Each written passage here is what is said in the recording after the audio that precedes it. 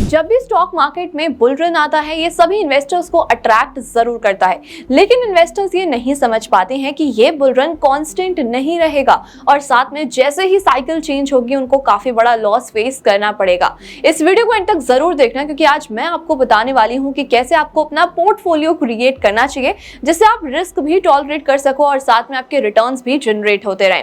साथ में मैं आपको ये भी बताऊंगी कि कैसे कम रिस्क के साथ आपको हॉट सेक्टर्स में इन्वेस्ट करना चाहिए। आगे बढ़ने से पहले अगर आप हमारे चैनल पर न्यू हो तो चैनल को सब्सक्राइब करना, बेल आइकन को प्रेस करना बिल्कुल भी मत भूलना। जैसे कि हम सब जानते हैं कि कोविड के टाइम पर मार्केट काफी ज्यादा गिर गया था, कंपनीज ने लॉस फेस किया था, लेकिन कोविड के बाद से मार्केट ने काफी अच्छा बूम देखा और साथ में लोग अट्रैक्ट हो रहे हैं इन्वेस्ट करने के लिए, क्योंकि सबको वैल्यू समझ आ रही है और सब लोग ये चाहते हैं कि वो अपने लिए सेविंग्स और इन्वेस्टमेंट करना स्टार्ट करें। वहीं अगर मैं CDSL की बात करूं तो CDSL की एक रिपोर्ट के मुताबिक फाइनेंशियल ईयर 2024 तक इन्होंने लगभग 3 करोड़ डीमैट अकाउंट ओपन किए हैं। अब लोग ज्यादातर अट्रैक्ट हो रहे हैं small cap companies and mid cap companies में।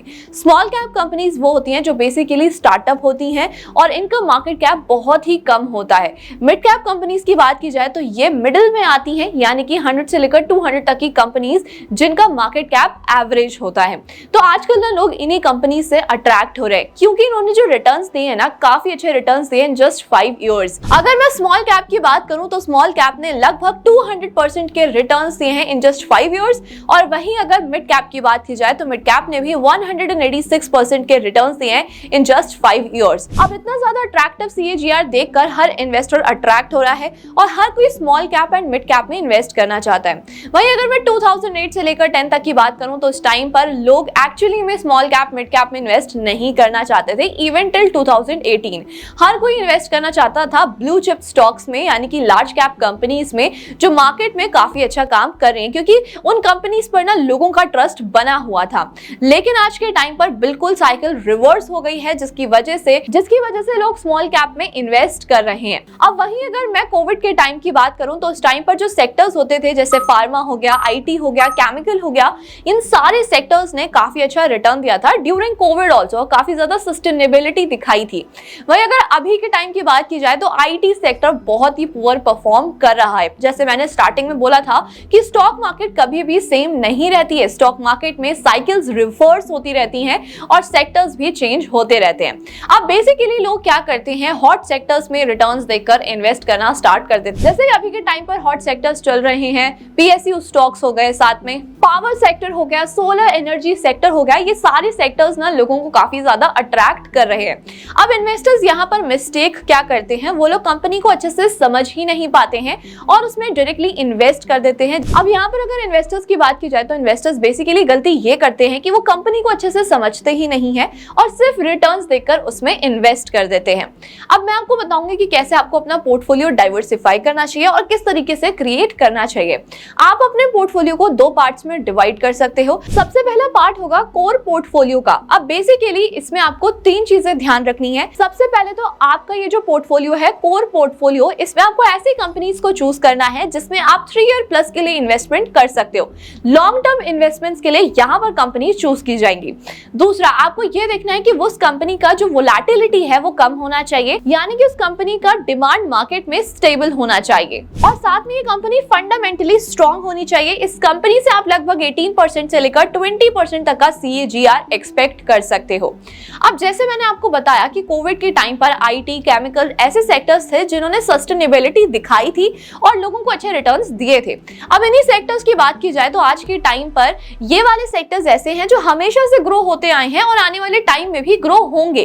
तो आप इस पोर्टफोलियो में इस तरीके के सेक्टर्स को चूज कर सकते हो और इन्हीं सेक्टर की कंपनीज में इन्वेस्ट कर सकते हो। अब कौन कौन से सेक्टर्स उसमें आते हैं, IT हो गया, केमिकल हो गया, ऑटोमोबाइल हो गया या फिर बैंकिंग फाइनेंस हो गया, ये सारी कंपनीज इसमें इंक्लूडेड होती हैं। अब आ जाते हैं अपने सेकंड पार्ट पर, जो कि रहेगा सैटेलाइट पोर्टफोलियो। इसमें सबसे पहले तो अगर आप इन्वेस्ट कर रहे हो तो उन कंपनीज में इन्वेस्ट करना है जिसमें आप 3 साल से कम के लिए इन्वेस्टमेंट करोगे, क्योंकि इन कंपनीज में वोलेटिलिटी ज्यादा होगी तो आपका रिस्क भी ज्यादा होगा। कम अमाउंट से आपको इन्वेस्ट करना है। अब यहाँ पर अगर CAGR की बात की जाए तो ये वाला जो पोर्टफोलियो है इसमें आपके रिटर्न्स मैक्सिमाइज होंगे और ज्यादा रिटर्न्स आपको मिलेंगे। मैंने आपके पोर्टफोलियो को 2 पोर्टफोलियो में डिवाइड इसीलिए किया क्योंकि यहाँ पर आपको मिलेगी सेफ्टी, क्योंकि कई बार ऐसा होता है कि जो हॉट सेक्टर्स होते हैं वो बहुत जल्दी रिवर्स हो जाते हैं और अगर आप अपना 100% पैसा सिर्फ हॉट सेक्टर्स पर लगाओगे तो आप 100% लॉस भी फेस करोगे। अगर आपका एक कोर पोर्टफोलियो होगा तो वो आपके आउटर पोर्टफोलियो को प्रोटेक्ट करेगा और साथ में आपके रिटर्न्स को भी एवरेज करेगा। अब अगर हॉट सेक्टर्स की बात की जाए तो वो है जैसे सोलर एनर्जी हो गया, साथ में अभी के टाइम पर ईवी की मार्केट काफी ज्यादा इंक्रीज हो रही है, तो ईवी भी इस टाइम पर हॉट सेक्टर है। साथ में ट्रैवल हो गया। तो इस तरीके की कंपनीज को आपको सेलेक्ट कर इन्वेस्ट करना है। अब नेक्स्ट जो प्रॉब्लम क्रिएट होती है वो तब क्रिएट होती है जब लोग कंपनी की वैल्यूएशन ही चेक नहीं करते हैं और ये जाने बिना कि कंपनी अभी इस टाइम पर एक्सपेंसिव है या फिर अंडर बजट है, ये देखे बिना उसमें इन्वेस्ट कर देते हैं। तो जब भी आप किसी स्टॉक को पिक कर रहे हो, वैल्यूएशन को चेक करना बहुत ही ज्यादा इंपॉर्टेंट होता है। वैल्यूएशन आप थ्रू पीई रेशियो चेक कर सकते हो। अब इसमें एक और पॉइंट ये आता है कि अगर आपको ऐसा लगता है कि ये कंपनी जो है ये हॉट सेक्टर से बिलोंग करती है और आने वाले टाइम में ग्रो करेगी और आपको ऐसा लग रहा है कि अभी अंडर वैल्यूएशन है, अगर आप इसे कम प्राइस में खरीद लेते हो तो आपको ज्यादा बेनिफिट होगा। बट यस, उसके लिए थोड़ी सी एक्स्ट्रा रिसर्च आपको करनी पड़ेगी और आपको देखना पड़ेगा कि कहां पर कंपनी फंडामेंटली स्ट्रांग है। अब अगर बात की जाए कि कितना परसेंट अमाउंट आपको कोर पोर्टफोलियो और कितना परसेंट अमाउंट आपको सैटेलाइट पोर्टफोलियो में इन्वेस्ट करना चाहिए, तो बेसिकली तो इसका कोई भी एग्जैक्ट आंसर नहीं होता है क्योंकि हर किसी का एक अलग रिस्क एपेटाइट होता है। आप क्या कर सकते हो, आप 75% यानी मेजर अमाउंट इन्वेस्ट कर सकते हो in core portfolio. This is just for an idea. अगर आपको ऐसा लगता है कि आपके अकॉर्डिंग ये सूटेबल है तो आप इसे भी फॉलो कर सकते हो। अदरवाइज आप अपने रिस्क एपेटाइट के अकॉर्डिंग डिसाइड कर सकते हैं आपको कितना अमाउंट इन्वेस्ट करना है।